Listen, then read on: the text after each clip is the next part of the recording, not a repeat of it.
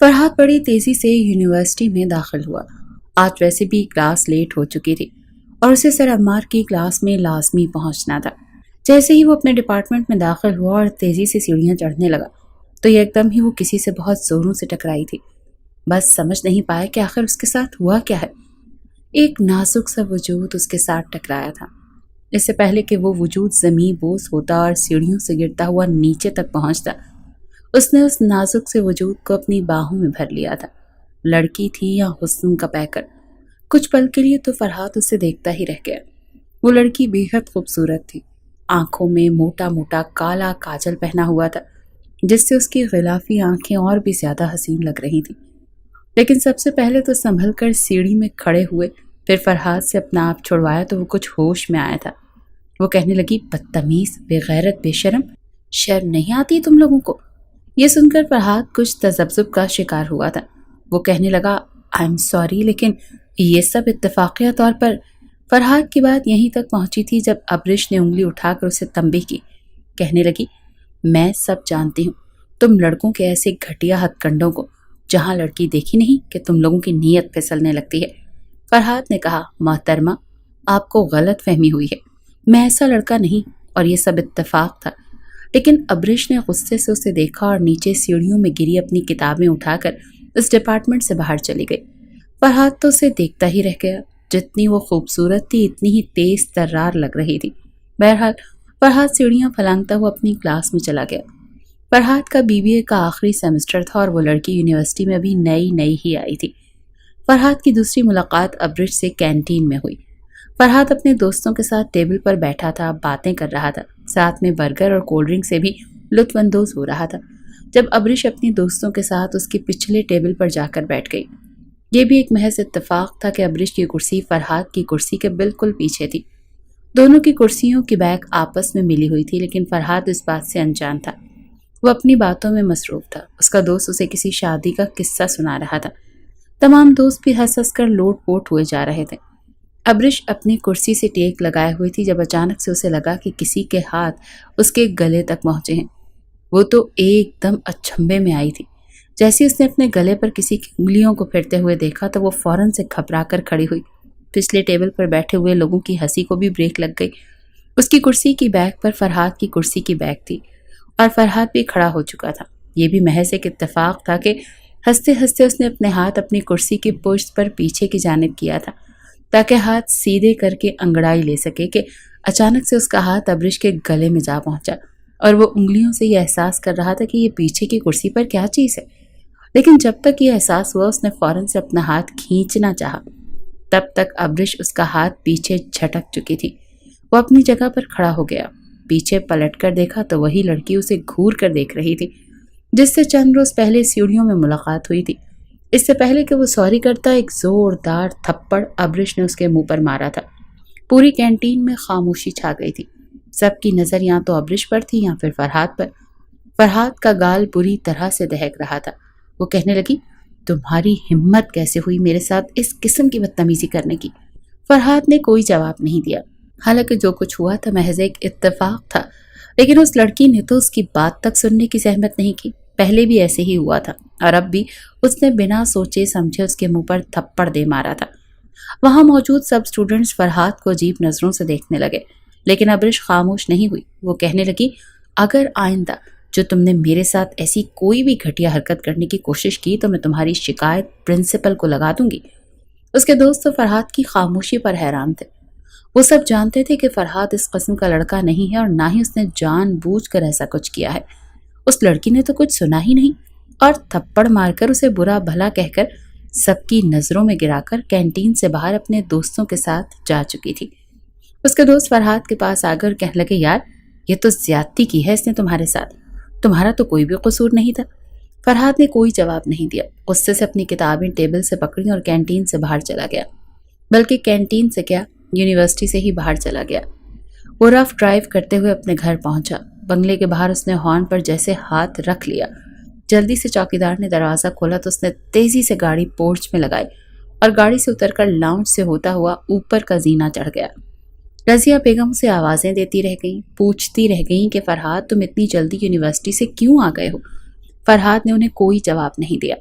اپنے کمرے میں آ کر اس نے ایک کتاب میں بیڈ پر پٹخی تھیں اور خود بھی بیڈ پر بیٹھ گیا۔ سامنے ڈریسنگ ٹیبل کے شیشے سے جب اس کی نظر اپنے چہرے پر پڑی تو 5 انگلیاں اس کے گال پر چھپ گئی تھیں۔ آج تک کبھی کسی لڑکے کی اتنی ہمت نہیں ہوئی تھی کہ کوئی اس کے منہ پر یوں تھپڑ دے مارے، وہ بھی بنا کسی وجہ اور قصور کے۔ جو کچھ بھی ہوا تھا وہ محض اتفاق ہی تھا۔ وہ نہیں جانتا تھا کہ اس کا ہاتھ پیچھے کسی لڑکی کے گلے میں جا کر ٹکرائے گا۔ بات خاموشی سے بھی طے ہو سکتی تھی۔ میں اس سے سوری کر لیتا، معذرت کرنے کو بھی تیار تھا، لیکن اس لڑکی نے تو موقع ہی نہیں دیا۔ اسے سب کے سامنے ذلیل کر کے رکھ دیا، اور یہ ذلت فرحات سے برداشت نہیں ہو رہی تھی۔ اس کا جی چاہ رہا تھا کہ ابرش کو کہیں بھی منہ دکھانے کے قابل نہ چھوڑے، اور پھر اس نے ابرش کے ساتھ جو کچھ کیا وہ۔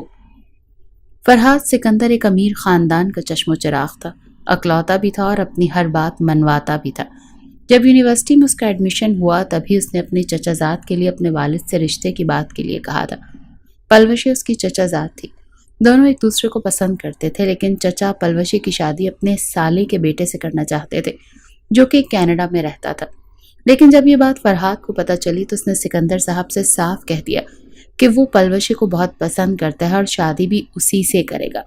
سکندر صاحب نے کہا کہ تمہارا چچا کبھی بھی اس رشتے کے لیے منظوری نہیں دے گا، لیکن فرحات کی ضد بڑھتی چلی گئی۔ سکندر صاحب نے اسے بہت سمجھانے کی کوشش کی، لیکن فرحات کا فیصلہ اٹل ہی رہا۔ جب سکندر صاحب نے اپنے بھائی سے فرحات کے لیے رشتے کی بات کی تو وہی ہوا جس کا ان کو ڈر تھا۔ ان کی طرف سے صاف انکار ہو گیا تھا، لیکن جب انکار کا پتہ فرحات کو لگا تو وہ آپے سے باہر ہو گیا۔ کہنے لگا، میں شادی کروں گا تو صرف پلوشے سے۔ یہ کہہ کر وہ اپنے چچا کے گھر چلا گیا۔ سکندر جانتا تھا کہ اس کا بھائی کبھی بھی یہ رشتہ منظور نہیں کرے گا، لیکن فرحات نے وہاں جا کر ہنگامہ شروع کر دیا تھا۔ اس کے چچا کہنے لگے، تم ہوتے کون ہو اس طرح سے بدتمیزی کرنے والے؟ وہ کہنے لگا، پلوشے کو بلائیں، اس سے پوچھیں کہ کیا وہ مجھے پسند نہیں کرتی۔ اگر اس نے انکار کر دیا تو چچا میں خاموشی سے یہاں سے چلا جاؤں گا، لیکن اگر وہ بھی مجھے پسند کرتی ہے تو پھر آپ کو بیچ میں دیوار نہیں بننا چاہیے۔ وہ جانتا تھا کہ پلوشی بھی اس کی محبت قدم بھرتی ہے۔ اس کے چچا نے غصے سے پلوشی کو پکارا۔ وہ ڈری سہمی سیڑھیاں اترتی ہوئی نیچے آئی۔ نیچے لگے تماشے کی آوازیں اسے اپنے کمرے میں بھی صاف سنائی دے رہی تھیں۔ فرحات کو دیکھ کر اس نے نظریں چرائیں اور اپنے باپ کے پاس کھڑی ہو گئی۔ اس کے والد نے پوچھا کہ بتاؤ پلوشے، کیا تم فرحات کو پسند کرتی ہو؟ تو اس نے اس بات میں سر ہلایا۔ وہ کہنے لگی، جی بابا جانی، میں فرحات سے محبت کرتی ہوں۔ یہ سن کر اس کے چچا کو بہت غصہ آیا تھا۔ اس سے پہلے کہ وہ پلوشے کو تھپڑ مارتے، فرحات نے آگے بڑھ کر ان کا ہاتھ پکڑ لیا۔ وہ کہنے لگا، چچا اب آپ کو اعتراض نہیں ہونا چاہیے۔ اس کے چچا نے کہا کہ میں ایک شرط پر ہی پلوشے کا رشتہ تم سے طے کروں گا، جب تم مجھے کچھ بن کر دکھاؤ گے، کیونکہ فرحات پڑھائی میں شروع ہی سے لاپرواہ سا تھا۔ اس کے بعد فرحات نے خوب محنت کرنا شروع کی تھی اور اپنے سب سیمسٹر میں اس کے اچھے نمبر آئے تھے۔ اس کا چچا بھی اس سے بے حد خوش تھا۔ پچھلے دنوں اس کا نکاح پلوشے سے ہو چکا تھا۔ ارادہ یہی تھا جیسے ہی وہ اپنے باپ کا آفس سنبھالے گا اور سنجیدگی سے اپنے بزنس پر توجہ دے گا تب رخصتی بھی کر دی جائے گی۔ لیکن اچانک سے ابرش ایک ضد بن کر اس کی زندگی میں آ چکی تھی۔ اس لڑکی کے تھپڑ نے جیسے فرحات پر کوئی جنون سا سوار کر دیا تھا۔ وہ چاہتا تھا کہ اس سے ایسا بدلہ لے کہ وہ کہیں منہ دکھانے کے قابل نہ رہے، لیکن اگر وہ اسے زبردستی اغوا کرتا یا اس کے ساتھ کچھ بھی غلط کرتا تو یقیناً وہ پکڑا جاتا۔ وہ لڑکی اس کے خلاف گواہی دینے میں 1 منٹ نہ لگاتی۔ اپنے والد کی نظر میں تو وہ برا بنتا ہی، لیکن چچا شاید پلوشی کا رشتہ بھی اس سے توڑ دیتے، جو اس کی محبت تھی، اس کا عشق تھا، اور پلوشی کے بغیر تو وہ جی ہی نہیں سکتا تھا۔ اسی لیے وہ نہیں چاہتا تھا کہ ایسا کچھ ہو، لیکن اندر موجود مرد کی انا اسے اس بات کی اجازت نہیں دے رہی تھی کہ اس لڑکی کو بخشے جس نے اس کے سامنے اسے برا بھلا کہا، اس کے منہ پر تھپڑ تک دے مارا۔ اب وہ سوچ رہا تھا کہ ایسا کیا کرے کہ سانپ بھی مر جائے اور لاٹھی بھی نہ ٹوٹے۔ سب سے پہلے تو اگلے ہی روز فرحات نے یونیورسٹی میں جا کر سب کے سامنے ابرش سے معذرت کی تھی، ہاتھ جوڑ کر معافی مانگی تھی۔ سب دیکھ کر حیران تھے، کچھ نے تو ماتھے پر بل ڈالے رکھے، لیکن اس کے بعد اس نے اسے صاف معاف کر دیا۔ پھر فرحات نے ابرش کے گھر کا پتہ لگوایا۔ وہ ایک متوسط گھرانے سے تعلق رکھتی تھی۔ اس کے والد ایک پرائیویٹ کمپنی میں جاب کرتے تھے اور والدہ ہاؤس وائف تھی۔ ایک چھوٹا بھائی تھا جو کہ 10ویں جماعت میں پڑھتا تھا۔ نہایت شریف لوگ تھے اور ایک چھوٹے سے گھر میں زندگی بسر کر رہے تھے۔ فرحات چاہتا تھا کہ ابرش کی نظر میں اپنا امیج کچھ بہتر کرے، کیونکہ جو اس کا مقصد تھا اسے پورا کرنا اس کی اولین ضد تھی۔ اس کے والد موٹر سائیکل پر ہی اپنی جاب پر جاتے تھے۔ اس دن وہ آفس سے واپس آ رہے تھے جب فرحاد کے خریدے ہوئے لڑکوں نے گاڑی سے ابرش کے والد کی بائک کو ٹکر ماری اور تیزی سے گاڑی لے کر آگے بڑھ گئے۔ اس کے والد بری طرح سے زمین پر جا گرے، ان کے سر پر چوٹ لگی، خون بہنے لگا، بازو میں بھی رگڑ لگ چکی تھی۔ فرحاد نے فوراً سے اپنی گاڑی ان کی بائک کے پاس روکی، گاڑی سے نیچے اترا، انہیں اٹھ کر کھڑا کرنے میں مدد کی۔ ان کی بائک کافی خراب ہو چکی تھی۔ فرحاد نے ان کی بائک کو ایک طرف لگایا اور انہیں سہارا دیتے ہوئے اپنی گاڑی تک لانے لگا۔ کہنے لگا، انکل یہ میں آپ کو ڈاکٹر کے پاس لے جاتا ہوں، پٹی کروا دوں گا۔ لیکن وہ کہنے لگے، نہیں بیٹا، میں اپنے گھر چلا جاؤں گا۔ وہ کہنے لگا کہ آپ کی بائک تو بالکل خراب ہو چکی ہے، میں میکینک کو بلوا کر اسے ٹھیک کروا دیتا ہوں، لیکن آپ دیکھیں آپ کے سر سے خون بہہ رہا ہے، پلیز انکار مت کریں۔ زبردستی فرحاد نے افضل صاحب کو اپنی گاڑی کا فرنٹ ڈور کھول کر بٹھایا اور اپنی ورک شاپ میں کال کر کے یہ بھی کہا کہ افضل صاحب کی بائک کو ٹھیک کروا دیا جائے۔ پھر افضل صاحب سے کہنے لگا کہ میں آپ کی پٹی کروا کر آپ کو گھر چھوڑ دیتا ہوں اور آپ کی بائک ٹھیک ہو کر میکینک خود آپ کے گھر چھوڑ جائے گا، میں اسے ایڈریس بتا دوں گا۔ وہ انکار کرتے رہے لیکن فرحاد نے ان کی ذرا نہ سنی اور انہیں ہاسپٹل لے کر آیا، ان کی بینڈیج کروائی۔ فرحاد ان کی نظر میں کافی اچھا ثابت ہو چکا تھا اور یہی تو وہ چاہتا تھا۔ فرحاد افضل صاحب کو لے کر جب انہیں چھوڑنے گیا تو راستہ افضل صاحب نے ہی بتایا تھا، حالانکہ وہ تو پہلے سے ہی جانتا تھا کہ وہ کہاں رہتے ہیں، کیونکہ سب کچھ تو منصوبے کے عین مطابق ہو رہا تھا۔ جیسے اس نے افضل صاحب کو سہارا دیتے ہوئے دروازے پر دستک دی تو دروازہ ابرش نے ہی کھولا تھا۔ سامنے ہی اپنے والد کو پٹی میں دیکھا تو وہ بری طرح سے گھبرا گئی تھی۔ اب تک ابرش کی نظر اس پر نہیں پڑی تھی۔ کہنے لگی، بابا آپ کو کیا ہوا؟ یہ چوٹ کیسے لگ گئی؟ افضل صاحب کہنے لگے، بس بیٹا، چند شرارتی لڑکے تھے، انہوں نے تیز رفتاری میں گاڑی چلائی اور میری بائک کو ٹکر مار کر خود آگے نکل گئے۔ اگر یہ بچہ وہاں پر مجھے نہ بچاتا تو پتہ نہیں میں کتنا زخمی ہو جاتا۔ افضل صاحب نے جب فرحاد کی طرف اشارہ کیا تب جا کر ابرش کی نظر اس پر پڑی۔ اس کی آنکھوں میں حیرت تھی لیکن کچھ بولی نہیں، پھر دروازے سے پیچھے ہٹ گئی۔ فرحاد سہارا دیتا ہوا افضل صاحب کو اندر لے آیا۔ اب اس کی والدہ جو کچن میں کھانا بنا رہی تھی وہ بھی باہر آ گئی، افضل صاحب کو دیکھ کر پریشان ہوئی تھی۔ چھوٹا بیٹا بھی آ گیا، صحن میں رکھی کرسی پر ہی فرحاد نے انہیں بٹھا دیا۔ وہ کہنے لگا، آنٹی آپ فکر نہ کریں، اب یہ بالکل ٹھیک ہیں۔ پھر اس نے دواؤں کا شاپر اس کی والدہ کی طرف بڑھایا۔ وہ کہنے لگا، انہیں وقت پر دوا دیجیے گا، بس 3-4 دن میں بالکل ٹھیک ہو جائیں گے۔ افضل صاحب کہنے لگے، بیٹا تمہارا جتنا بھی خرچہ ہو چکا ہے وہ تم مجھے بتا دو۔ وہ کہنے لگا، نہیں انکل، یہ تو میرا فرض تھا، پلیز آپ یہ سب کہہ کر مجھے شرمندہ نہ کریں۔ اب اس کی والدہ کہنے لگی، بیٹا بیٹھو، چائے پی کر جاؤ، تم تو نہایت ہی کوئی نیک انسان اور فرشتہ بن کر آئے ہو۔ وہ کہنے لگا، نہیں اس کی ضرورت نہیں ہے، یہ تو میرا فرض تھا، بلکہ میں ان لڑکوں کا بھی پتہ کرواؤں گا اور کوشش کروں گا کہ ان کو ان کے اس عمل پر سزا دلوا سکوں۔ یہ سب باتیں ہی ابرش کو متاثر کرنے کے لیے کافی تھی۔ اس کی والدہ نے اسے فرحاد کے لیے چائے بنانے کے لیے کہا لیکن وہ رکا نہیں، چلا گیا۔ اس کے والد بھی اس کی بہت تعریف کر رہے تھے۔ اگلے روز ابرش یونیورسٹی میں گئی تو فرحاد کو دیکھ کر پہلی بار خود اس کے پاس آئی تھی۔ وہ اپنے دوستوں کے ساتھ کھڑا ہوا تھا۔ وہ جانتا تھا کہ وہ آئے گی لیکن جان بوجھ کر اسے نظر انداز کیا جیسے کہ وہ اس کی آمد سے بے خبر ہو۔ اس کے پاس آئی اور کہنے لگی، آپ کا بہت بہت شکریہ۔ فرحاد نے چونک کر اسے دیکھا، کہنے لگا، کس بات کے لیے؟ وہ کہنے لگی، آپ نے میرے والد کے ساتھ جو نیکی کی ہے، میں آپ کی احسان مند ہو چکی ہوں۔ میں نے واقعی آپ کے بارے میں غلط اندازہ لگایا تھا، آپ برے لڑکے نہیں ہیں۔ بڑی کمینگی سے وہ مسکرایا تھا کیونکہ اس کا تیر بالکل نشانے پر جا کر لگا تھا۔ وہ کہنے لگا، مجھے کیوں شرمندہ کر رہی ہیں؟ ابرش پلیز، میرا فرض تھا، ہاں اس بات کا شکریہ ضرور ادا کروں گا کہ آپ نے میرے بارے میں جو غلط اندازے لگائے تھے، بہرحال وہ آپ کے دماغ سے نکل چکے ہیں۔ پھر بھی میری کوئی بھی ضرورت ہے تو پلیز مجھے ضرور بتائیے گا۔ پھر وہ افضل صاحب کی خیر خیریت پوچھنے لگا۔ اب اس کا رویہ کافی حد تک فرحاد سے بدل چکا تھا۔ ابرش بھی BBA ہی کر رہی تھی لیکن فرسٹ سیمسٹر میں تھی اور فرحاد اپنے نوٹس اکثر اسے دینے لگا کہ اس سے تیاری کرو، تمہارے نمبر اچھے آئیں گے۔ آہستہ آہستہ ان میں بے تکلفی بڑھنے لگی اور بے تکلفی بڑھتے بڑھتے اب یہ تھا کہ وہ ایک ساتھ کینٹین میں کھاتے پیتے بھی نظر آنے لگے۔ وہ ابرش کی بہت تعریف کرتا تھا، کہتا تھا تم بہت انٹیلیجنٹ ہو، ضرور کچھ بنو گی۔ 6 مہینے میں ابرش اس سے محبت کرنے لگی تھی۔ جب فرحاد کے پیپر ختم ہو گئے، آخری پیپر والے دن ابرش بہت رو رہی تھی۔ فرحاد اس کا ہاتھ پکڑ کر اسے چپ کروانے کی کوشش کر رہا تھا۔ وہ کہنے لگا، کیوں رو رہی ہو؟ وہ کہنے لگی، تمہارے بغیر مجھے یہ یونیورسٹی کاٹ کھانے کو دوڑے گی۔ فرحاد کہنے لگا کہ یہ بس چند مہینے کی بات ہے، جیسے ہی میں اپنے والد کے بزنس میں کچھ کر دکھاؤں گا تو سب سے پہلے تمہارا رشتہ مانگ لوں گا۔ یہ سن کر ابرش نے اپنا ہاتھ اس کے ہاتھ سے کھینچنا چاہا، لیکن اس نے کافی مضبوطی سے اس کا ہاتھ پکڑ رکھا تھا۔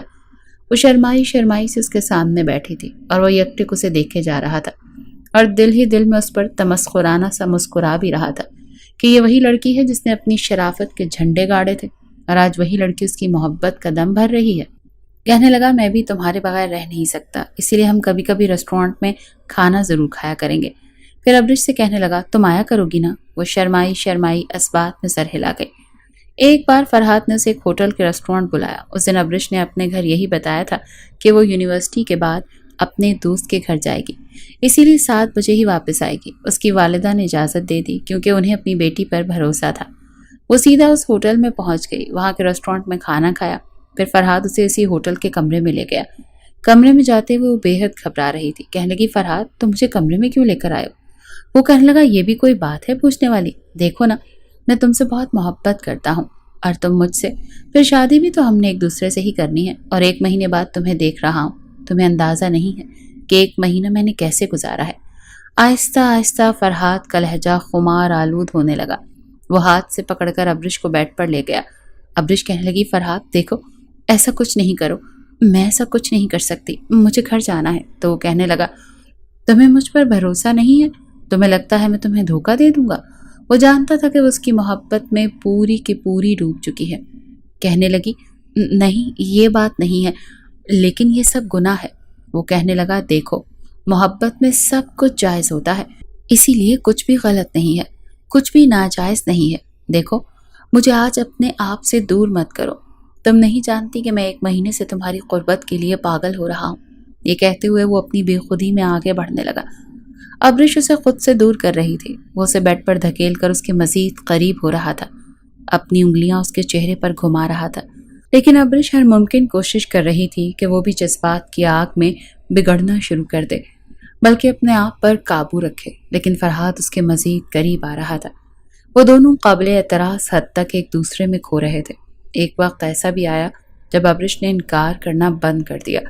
وہ خاموش ہو چکی تھی اور خاموشی کا مطلب یہی تھا کہ وہ اپنا آپ فرحات کو سونپ چکی ہے۔ اس کے بعد محبت کے پھول ہوس کے نام پر مرجھانے لگے تھے۔ ابرش خوش تھی کہ اس نے اپنی محبت کا ثبوت دے دیا۔ ارے ابھی شادی کے بعد اس کے وجود پر حق تو صرف اور صرف فرحات کا ہی تھا۔ کیا ہو گیا اگر وہ فرحات کے ساتھ ہے؟ شادی سے پہلے یہ تعلق قائم کر کے شادی کے بعد بھی اس نے اسی کا تو ہونا تھا، اور ویسے بھی فرحات تو اس کے لیے بالکل پاگل ہو چکا تھا۔ وہیں فرحات کہیں نہ کہیں اپنی ضرورت تو پوری کر ہی چکا تھا، لیکن اندر ہی اندر مسکرا بھی رہا تھا۔ ایک شیطانی مسکراہٹ اسے تسکین بخش چکی تھی۔ وہ جو چاہتا تھا اس نے کر دکھایا تھا۔ کچھ دیر بعد وہ اٹھا اور ابرش کے ماتھے پر اپنے لب رکھ دیے، مسکرا کر کہنے لگا میری جان دیکھو یہ سب کچھ کتنا آسان تھا، تم ویسے ہی ڈر رہی تھی، میں تو تمہیں بالکل اپنی بیوی مان چکا ہوں، تمہارے ساتھ اپنی زندگی بسانا چاہتا ہوں۔ میں چاہتا ہوں کہ ہماری زندگی خوشیوں سے بھری رہے، بس میرے قدم ایک مرتبہ بزنس میں جم جائیں تو اگلے 2-3 مہینوں میں ہی میں رشتہ لے کر تمہارے گھر آ جاؤں گا۔ یہ سن کر اس نے ابرش کے گالوں پر اپنے لب رکھ دیے، اور ابرش تو حیا سے مسکرائے جا رہی تھی، چہرے پر ایک لالی سی چھائی ہوئی تھی۔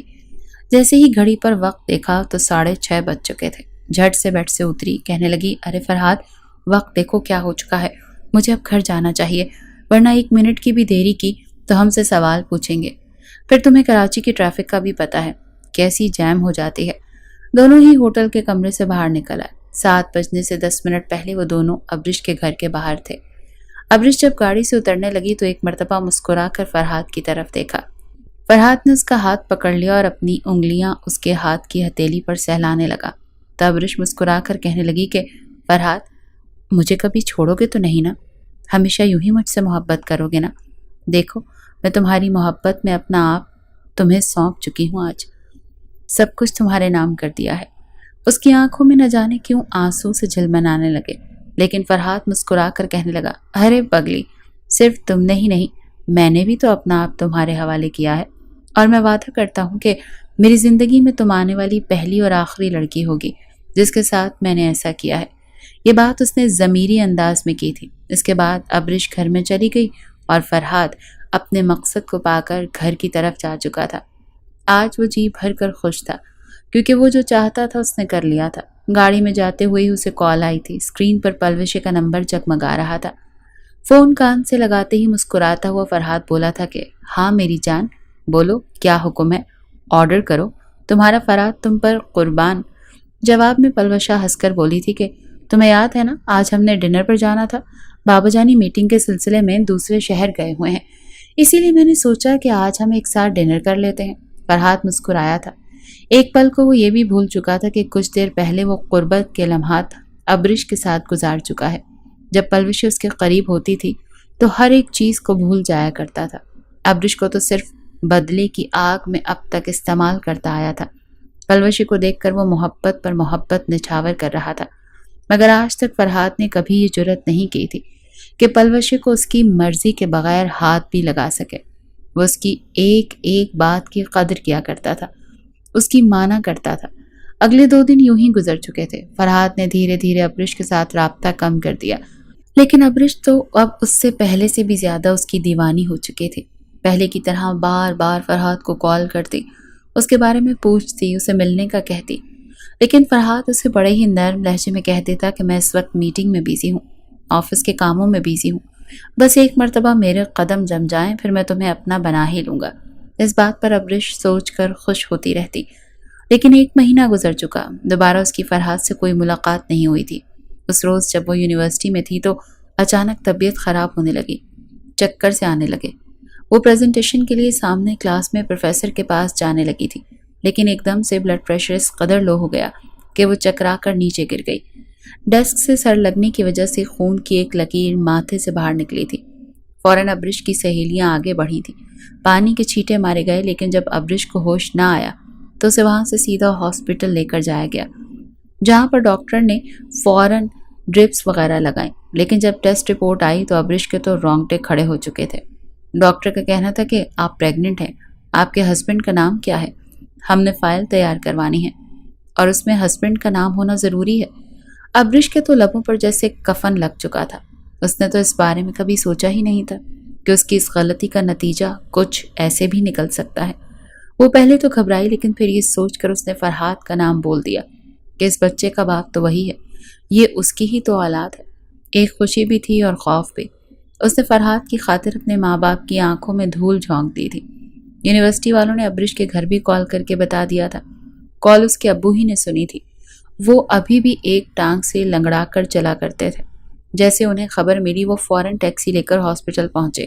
تب تک ابرش باہر آ چکی تھی، رنگت اس کی بالکل زرد پڑ چکی تھی۔ اپنی بیٹی کو اس حالت میں دیکھ کر وہ دونوں گھبرا کر کہنے لگے، بیٹی کیا ہو گیا تمہیں؟ طبیعت تو ٹھیک ہے نا؟ اچانک سے بے ہوش کیسے ہو گئی؟ یہ ماتھے پر چوٹ کیسے لگ گئی؟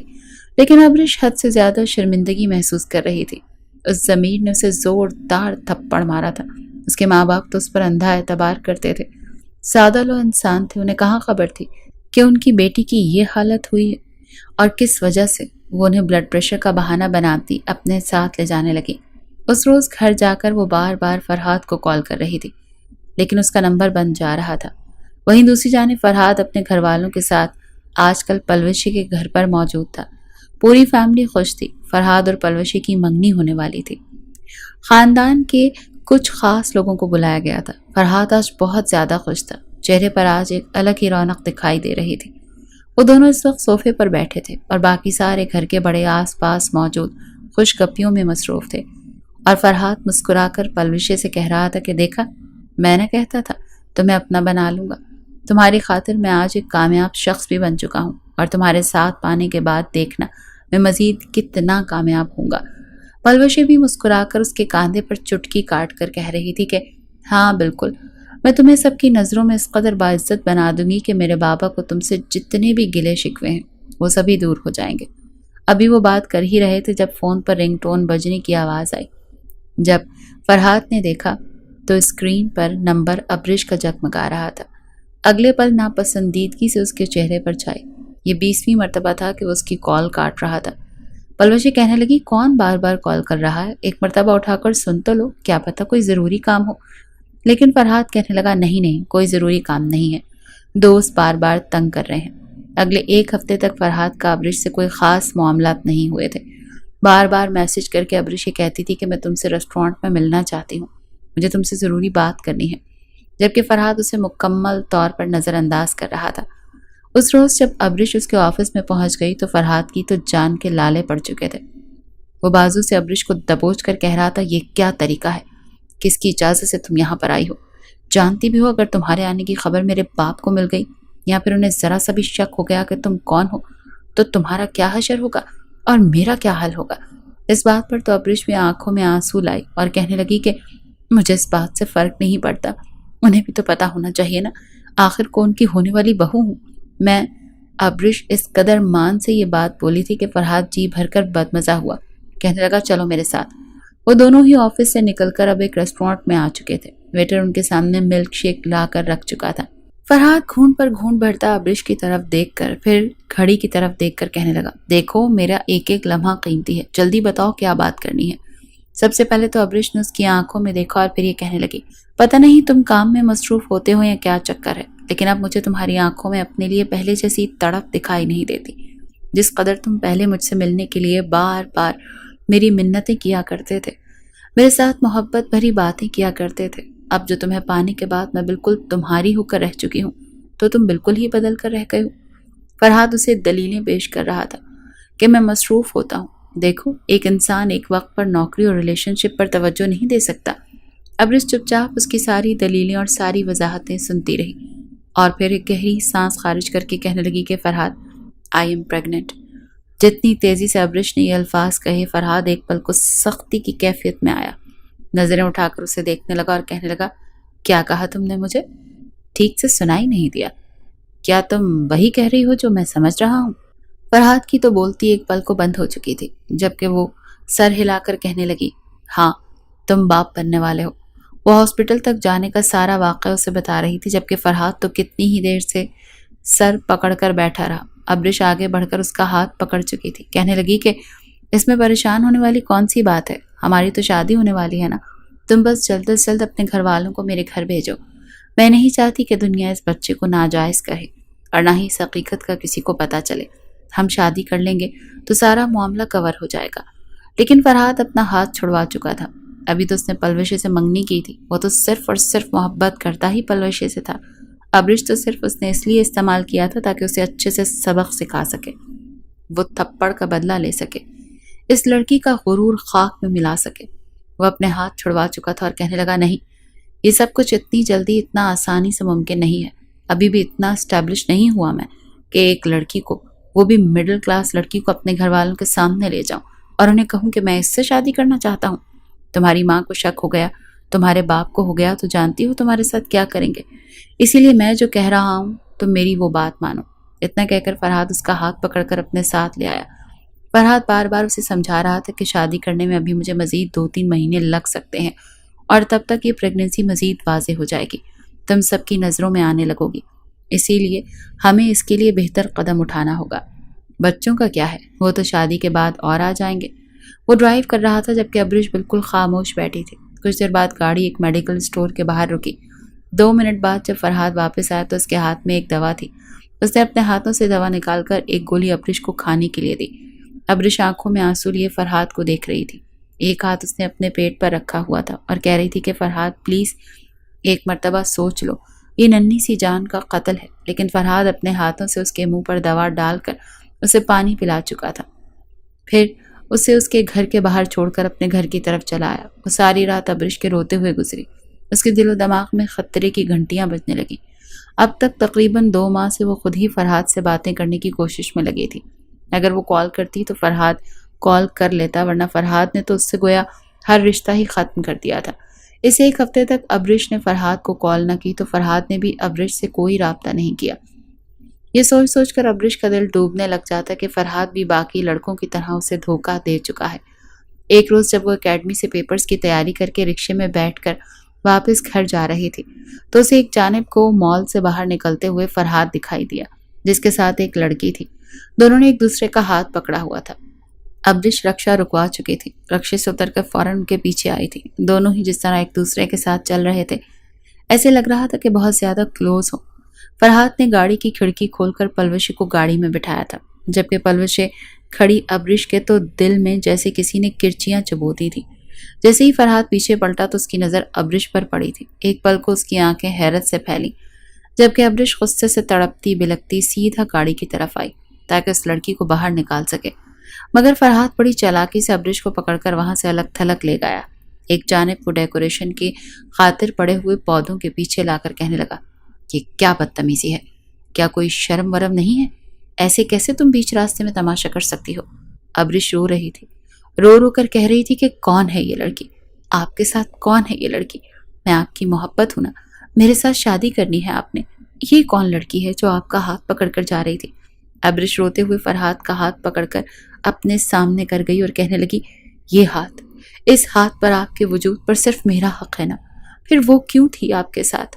لیکن فرحاد اگلے ہی پل اپنا ہاتھ چھڑوا چکا تھا۔ دبی دبی آواز میں کہنے لگا، چپ کر جاؤ، سمجھ آئی؟ وہ میرے خاندان کی لڑکی ہے، میری محبت ہے، میں اس سے تب سے محبت کرتا ہوں جب تمہارا وجود بھی میری نظروں سے نہیں گزرا تھا۔ تم نے جس قدر میری تذلیل کی، مجھ پر ہاتھ اٹھایا، میرے ساتھ بدتمیزی کی، یہ اس کا صلہ ہے۔ بڑی عزت دار اور شریف بنا کرتی تھی نا تم، 2 مرتبہ غلطی سے میرا ہاتھ ساتھ ٹکرا ہوا اور تم نے مجھے پوری یونیورسٹی کے سامنے ذلیل کر دیا۔ تو اب کیسا محسوس ہو رہا ہے میری محبت کا تھپڑ کھا کر؟ تم جیسی لڑکی کو تو میں اپنے گھر میں ملازمہ رکھنا بھی پسند نہ کروں۔ ہٹو اب میرے راستے سے، اور دوبارہ ہمارے بیچ میں آنے کی کوشش مت کرنا، ورنہ جس طرح پہلے تمہارے باپ کا ایکسیڈنٹ کروایا تھا نا، اس دفعہ کچھ ایسا کروں گا کہ ساری زندگی پچھتاتی رہو گی۔ ابرش کی آنکھوں کے آگے تو اندھیرا سا آ چکا تھا، اس کا پورا وجود کھوکھلا ہونے لگا، ایسے لگ رہا تھا جیسے جسم سے جان جدا ہو رہی ہو۔ وہ اپنے ہاتھوں سے فرحاد کو کالر سے پکڑ کر کہہ رہی تھی کہ کیا مطلب ابو کا ایکسیڈنٹ تم نے کروایا تھا؟ لیکن فرحاد اسے خود سے دور جھٹک کر وہاں سے جا چکا تھا۔ ابرش زمین پر گری کتنی ہی دیر روتی رہی، جبکہ فرحاد پلوشا کے ساتھ خوشی خوشی گاڑی میں بیٹھ کر جا چکا تھا۔ 1 ہفتے بعد ان دونوں کی شادی ہونے والی تھی۔ اس روز کے بعد فرحاد کی ابرش سے کوئی ملاقات نہ ہوئی۔ وہ کہاں گئی، اس پر کیا گزری، فرحاد کو تو بس اپنے بدلے سے مطلب تھا جو کہ وہ لے چکا تھا۔ 2 ہفتوں بعد ہی شادی دھوم دھام سے ہو گئی۔ پورا ہفتہ کوئی نہ کوئی فنکشن رکھ کر خوب دھوم دھڑک کا کیا گیا۔ جس پل پلوشی اور فرحاد کی شادی تھی تو فرحاد خوشی سے پاگل ہو چکا تھا۔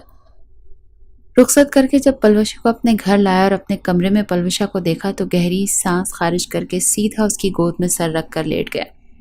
پلوشی اس کے بالوں میں ہاتھ پھیر رہی تھی، مسکرا رہی تھی، اور فرحاد ہنس کر کہہ رہا تھا، تم نہیں جانتے اس وقت کے لیے میں نے کتنا انتظار کیا ہے، اور اب دیکھنا میں تمہیں کس قدر خوشیاں دوں گا، تمہیں اپنا گھر کی، اپنے دل کی، اپنی جاگیر کی رانی بنا کر رکھوں گا۔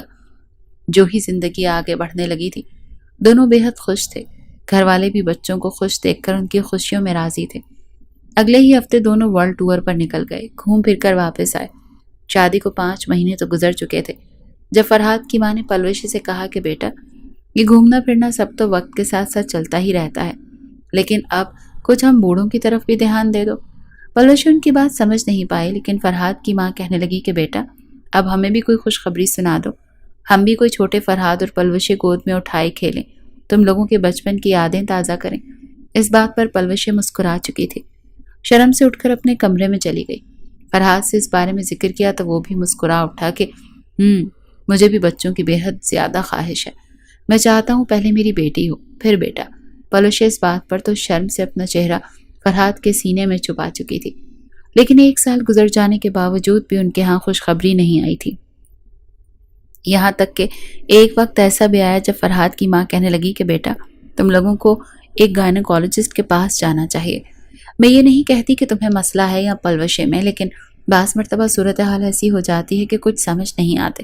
تو پہلے فرحاد نے صاف انکار کیا، لیکن پھر جب وقت بڑھتا چلا گیا تو دونوں ڈاکٹر کے پاس جانے لگے۔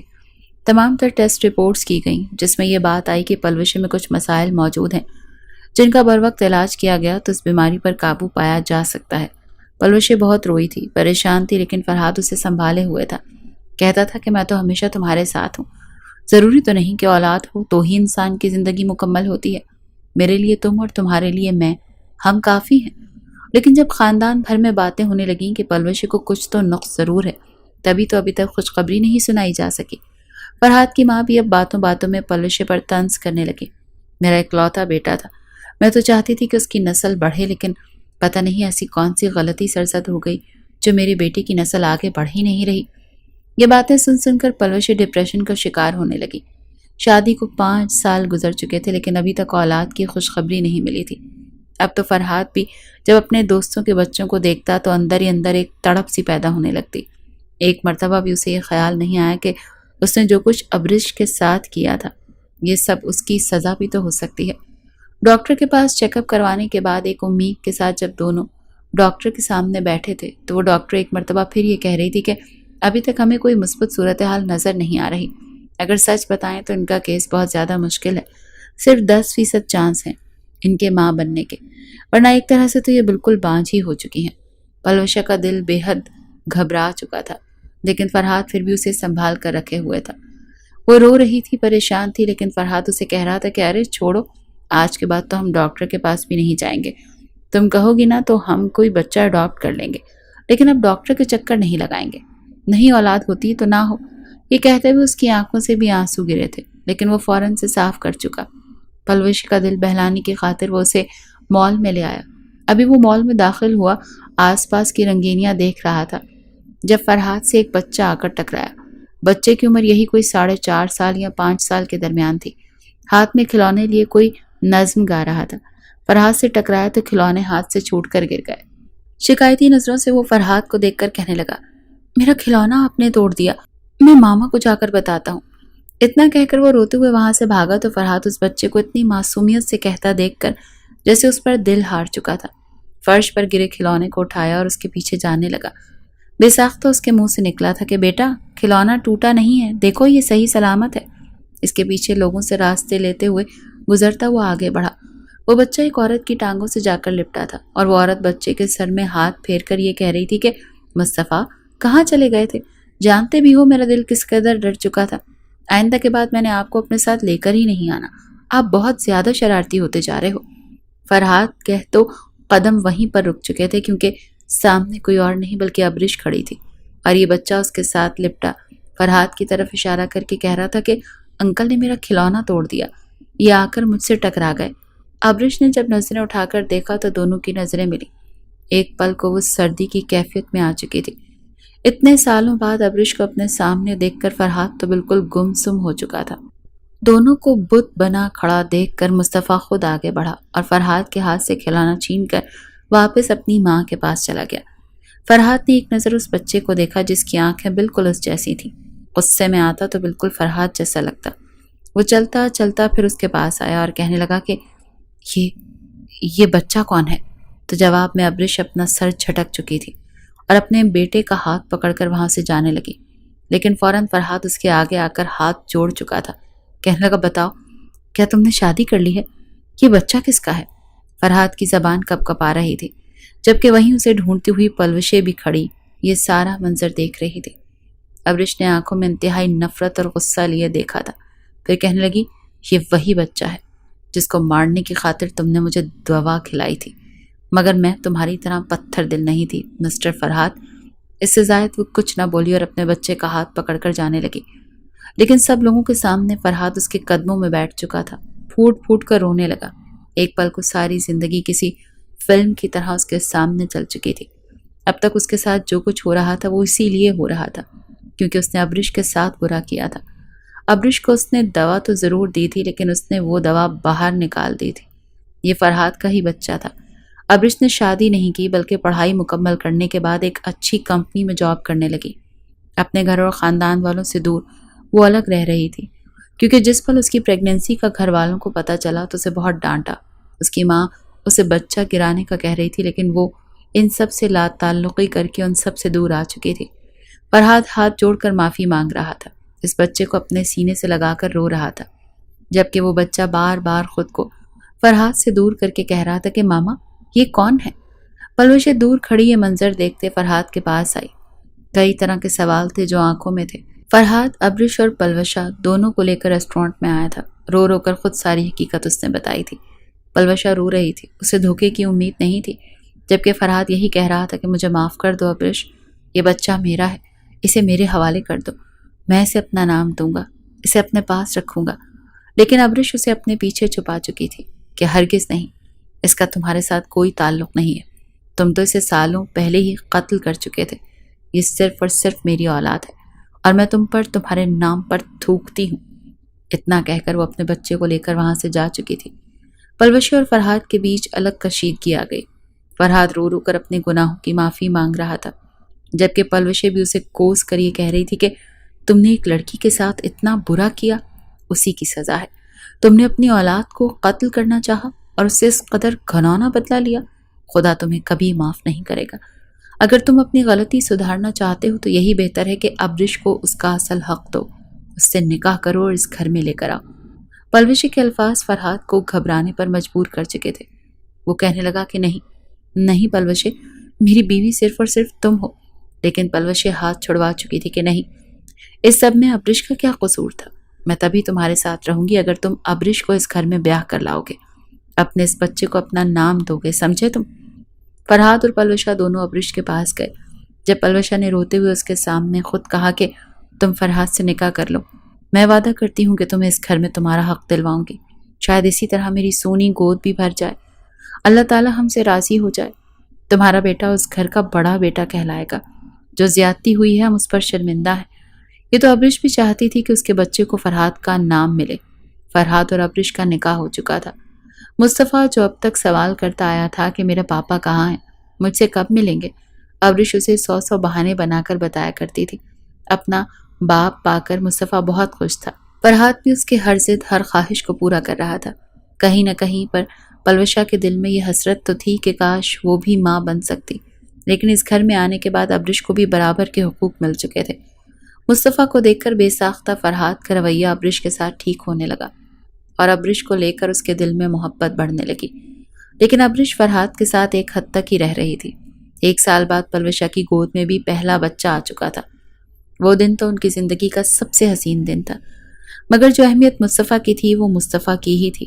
بھلے ہی پلوشا اور ابرش آپس میں سوتنیں تھیں، لیکن روایتی سوتن والا کوئی دستور قائم نہ ہوا، بلکہ محبت سے ایک دوسرے کے ساتھ مل کر ہنسی خوشی رہنے لگی۔